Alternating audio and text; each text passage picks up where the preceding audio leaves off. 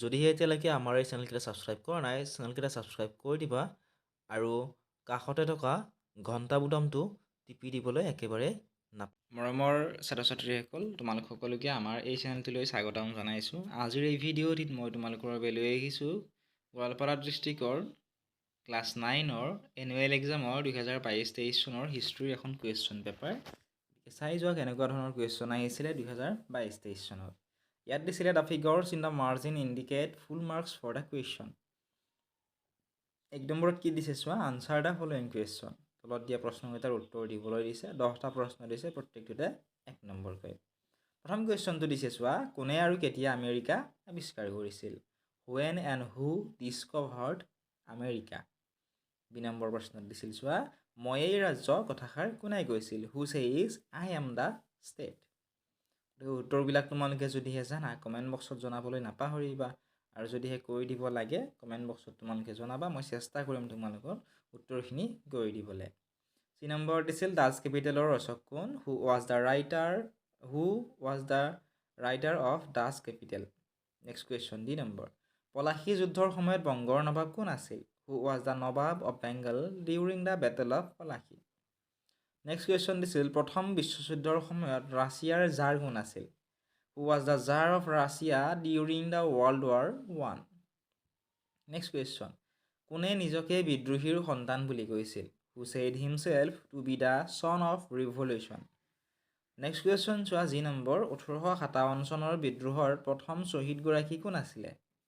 Who was the first martyr of the revolt of 1857। 8 number question, Mayamara সত্ৰৰ ভেটি কোনে স্থাপন কৰিছিল? Who was the founder of the Mayamara Satra.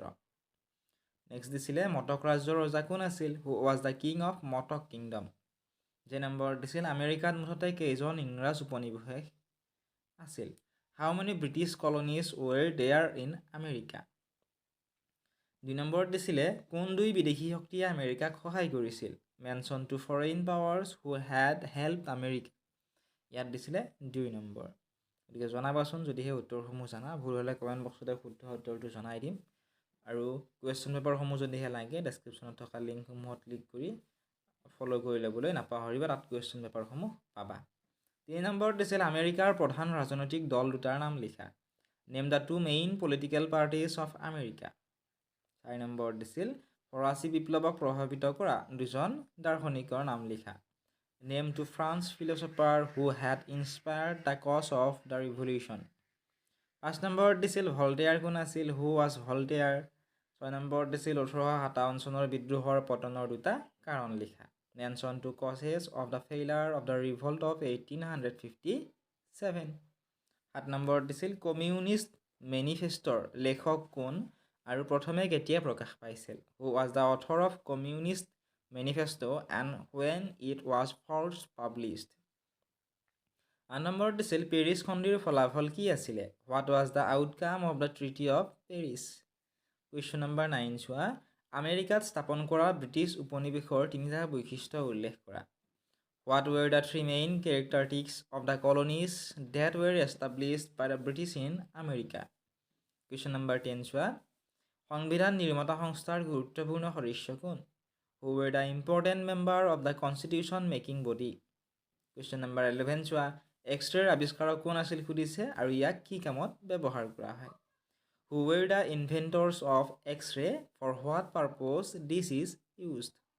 Question number 12 আহিছিল Duma কি আছিল? What is Duma. Question number 13, চিপাহী বিদ্ৰোহক কিয় 1857 চনৰ বিপ্লৱ বুলি কোৱা হয়? Why should sepoy mutiny be called the revolt of 1857। 14 number question, Maniram Dewan কোন আছিল? Who was Maniram Dewan. 15 number দিছিল ৰক্তাক্ত দেওবাৰ কি আছিল? What is bloody Sunday. Question number 16ত দিছিল কনৱাৰ সিংহ কোন আছিল? Who was Kunwar Singh. Question number 17, আমেৰিকাত কেনেকৈ 13খন উপনিৱেশ স্থাপন হৈছিল? How did the 13 colonies come to be established in America. Next question দিছিল ফৰাচী বিপ্লৱৰ ফলাফলবোৰ বৰ্ণনা কৰা।